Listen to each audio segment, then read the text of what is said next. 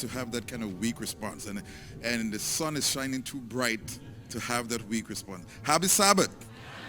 Wonderful, wonderful. You know, David said, behold how good and how pleasant it is for brethren to dwell together in unity. And especially when we have brethren coming all the way from California, from Loma Linda, we want to welcome at this time Hands International.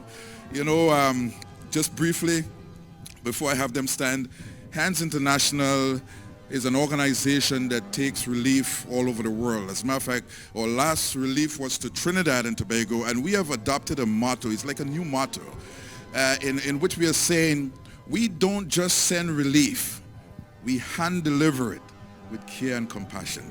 And that's what for which we was born for.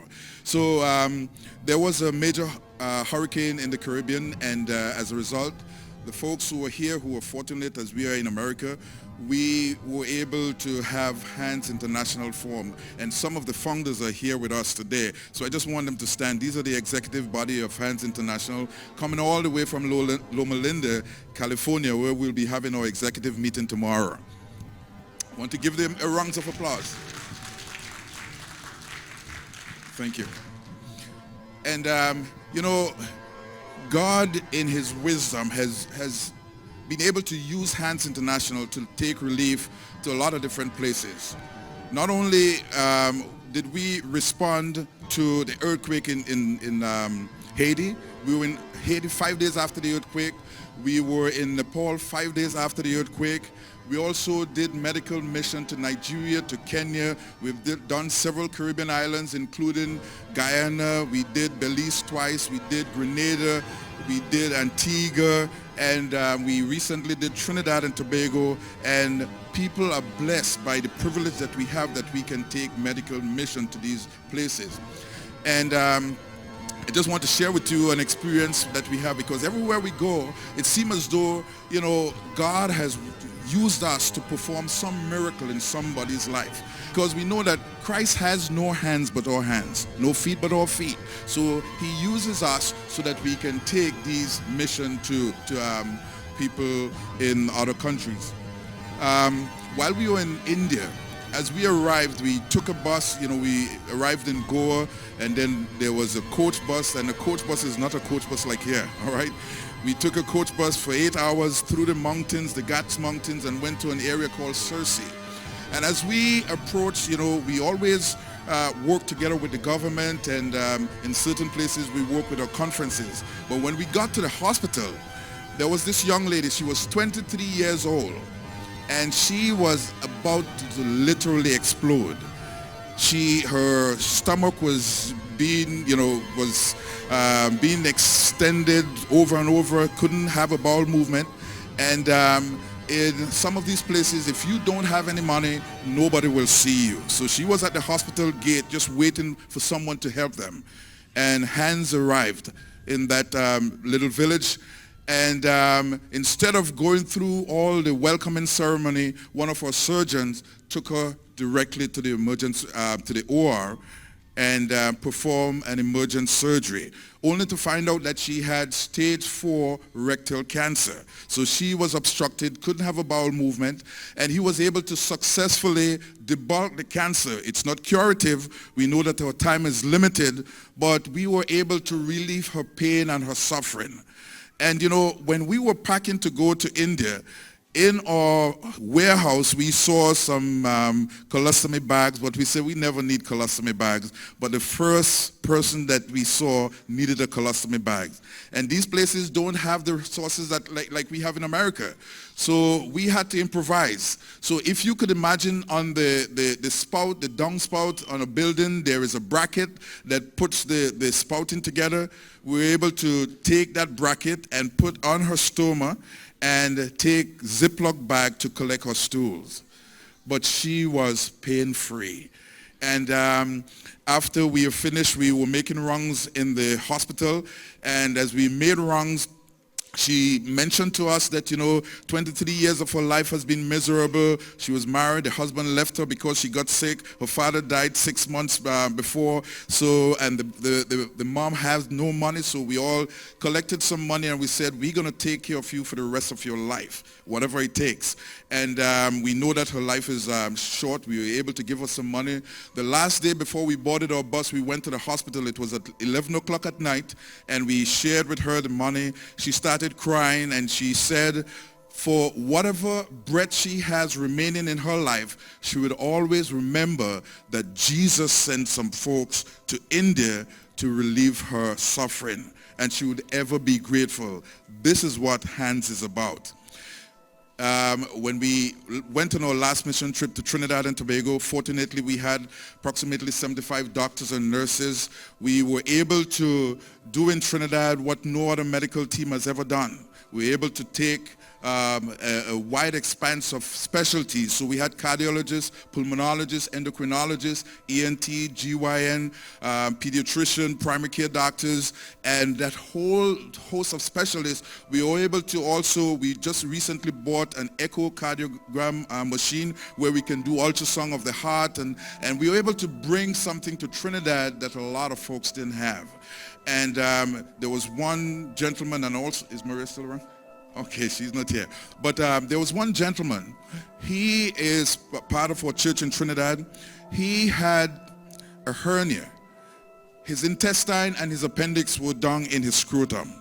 And most people in Trinidad have to wait at least 2 years to have surgery. He had waited 8 years before Hands could have showed up and relieve and fix his hernia. There was also a gentleman who had a sarcoma, which is a cancer in the muscles. And what we know in America, if you have a sarcoma, you never biopsy that, because it's one cancer that spread hematogenously, so it can spread to other lymph nodes. So the surgeon had removed his main sarcoma, but he biopsied the lymph node, and as a result, a year later, he had 8 more cancers throughout his body. What we had our surgeon do, it took him 8 hours, and he was able to remove every cancer from his body. And we believe by God's grace that he is cured. This morning, Maria was given her experience in which she said she was part of the surgery. And during the surgery, after they removed the cancer, they were wondering how they would get enough skin to cover up the rest of the body. They looked and they prayed, and by God's grace, God turned a trauma surgeon into a plastic surgeon. He was able to find enough skin to close this gentleman up, and today he's alive and doing well. God is really good. So we are thankful that God has used us. So there are times when in life, when you think of what's happening in Haiti right now, we are getting ready to put a team together to go there. But when we think sometimes the storm of life just seems to prevent the sunshine from shining through, God has a people, and God has given us the ability so that we can intervene on behalf of suffering humanity throughout the world, and we thank him for the privilege that we can serve on his behalf. I'm going to let Richard just share with you a little bit, and I'm going to choose this opportunity also to have one of our founders just say a brief word. I can't have him come all the way from California and not say something, because he's a man of words. When he speaks, he speaks. And Dr. Edwards going to say something briefly after Richard speaks. Hello, happy Sabbath. My job, usually when I go on these trips, is first, when we set up a clinic, is to maintain crowd control and make sure that everything is moving smoothly. But then, other than that, I usually am the one who volunteers to do, I guess, our more extreme measures, where we go in small groups and try to help people who can't reach our clinics. And one story that really stuck with me is when we went to Nepal this last trip, I went with a small group of 3, and we made it to this village in Sarabisi, which was like a 12-hour by truck ride in the Himalayas. And we finally got to this town, and it was still having tremors. And luckily that night, the next day, I lost a vote, and that's when the second earthquake hit, and basically that whole town was lost. So prayer works.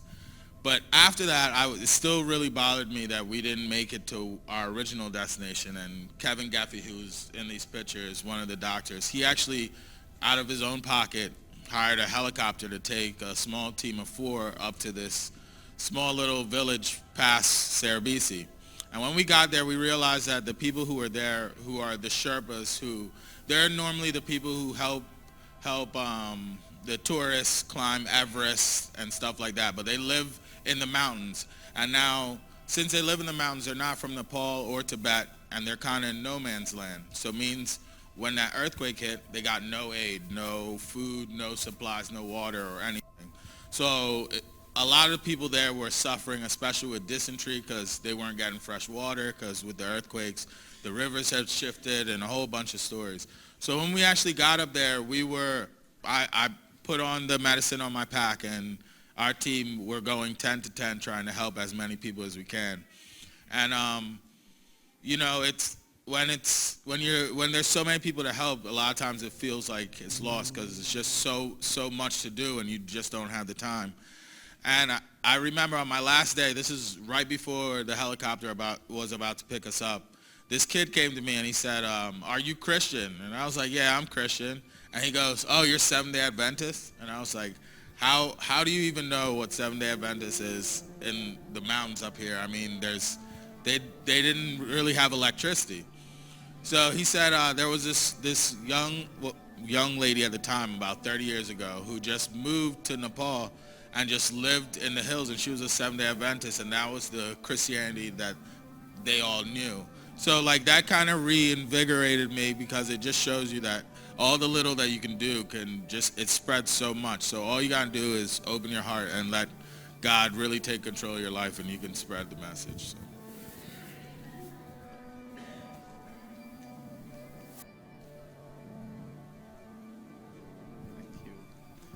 Good morning and a happy Sabbath to everyone. There's something that Dr. Agard has that I do not have, and I wish I had, is that dynamism and spontaneity. He can just jump up and electrify an audience. I don't have that ability. I wish he had called me last night and said, "Listen, I want you to speak for 2 minutes this morning." Then what I would have done would have written down every word. That's the way I am. So he has put me on the spot here. But I'm happy to share with you the excitement that most of us have regarding what Hans has been doing. I, along with a few of you sitting there, was one of the original co-founders of this organization. And we believe that our function is to spread the aroma. Paul talks about the aroma of God's grace, which is a life unto life or death unto death to some people, to spread the aroma. Sometimes I have a book here, and I'm not going to preach. I want you to know that. It's entitled Vanishing Grace. Vanishing Grace by Philip Yancey. And I think he's talking about how sometimes the Christian church does not display a lot of truth, but not enough grace. And Jesus was the embodiment of grace and truth. And we believe that our function as an organization is to convey this grace in the context of God's truth about Jesus Christ. And so we are very happy to participate in this. I believe that God has blessed us richly. One of the things that impressed me in our last trip to Trinidad was the diversity of that 75 group. They were Indians, they were Pakistanis, they were Nigerians, there were American blacks, American whites, there were Trinidadians, and I had a roommate who was, I can't even remember where he's from. Thailand. Was Thailand? Anyway. And the marvelous thing is that we lived in the same room for a few days. We shared a few things together. We never talked theology, but we left there with a sense of solidarity, that we were one. And in a world that is so divisive, I believe that it is our function to bring unity and show the unity of the gospel. So we are dedicated to this mission. It started in effect about 9 years ago. Next year or the year after will be our 10th anniversary. And God has blessed us richly. And we want to invite you to participate in this organization. Support Dr. Agard and all that they are doing. And I'm sure that this will be a model among many other models that God will use to advance his mission. So you see, even though I didn't write down all my words, I've been speaking so long, so I'm going to bring it to an end now. But thank you very much for welcoming us so warmly, and we look forward for future collaboration with this church. Thank you.